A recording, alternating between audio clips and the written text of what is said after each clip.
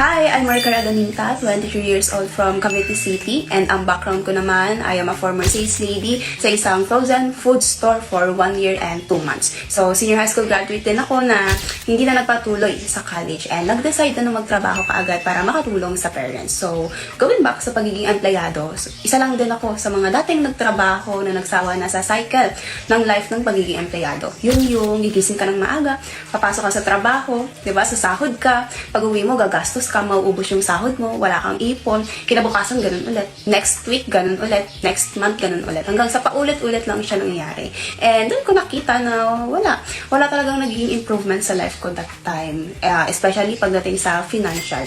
So yung sahod ko hindi rin naman tumataas. Ako, I want more in life, pero kung ganun nga lang yung sinasahod mo, katulad ko that time 280 pesos a day, kumbaga minimum wage, 'di ba? Ang kaya niya lang ma-provide yung daily expenses namin, daily needs namin. Pero kung ang pag-uusapan natin, di ba, bigger dreams na, hindi na talaga kaya. Malabo. Katulad na lang ng, di ba, ma-provide, mabigay ko yung needs and wants ng parents ko, ng mga kapatid ko. At least may pasyal ko man lang sila sa mga lugar na hindi pa nila napupuntahan. Yung magkaroon ng time and financial freedom.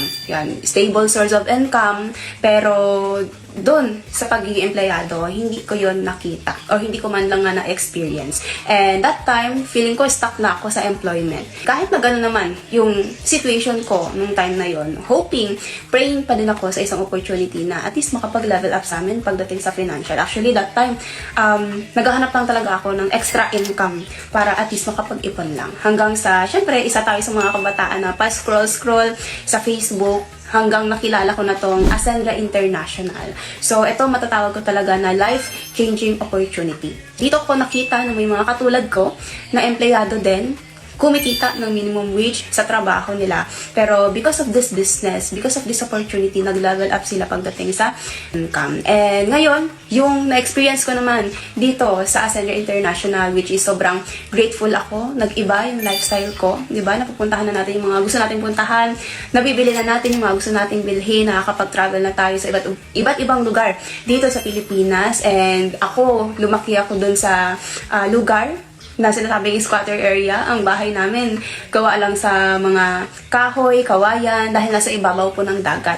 Pero dahil nagnenegosyo na tayo under Ascendra International, ngayon afford na natin na tumira sa subdivision. Dahil din sa Ascendra, dito na-achieve ko yung multiple checks ko. Check tayo ng one-day income na 12,000, 36,000, and 74,000. Siyempre, looking forward na mas madagdagan.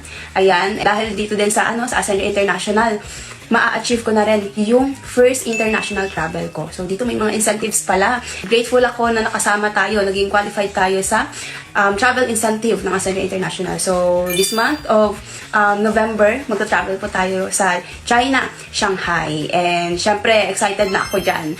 And sa lahat naman ng mga nanonood, 'di ba, ng video na to, ang magiging message ko lang sa inyo, there are more in life, napakalawak ng mundo, di ba? Hindi mo alam may opportunity talaga na ibibigay sa'yo para mas mag-level up ka sa life. And ako, nung una, nag-inquire lang din naman ako, na-curious lang din ako, and gusto ko lang talaga ng extra income. Pero grabe, napakabait ni Lord kasi hindi lang extra income yung binigay niya. Looking forward ako sa magiging mga achievement ko pa dito sa Ascendra International.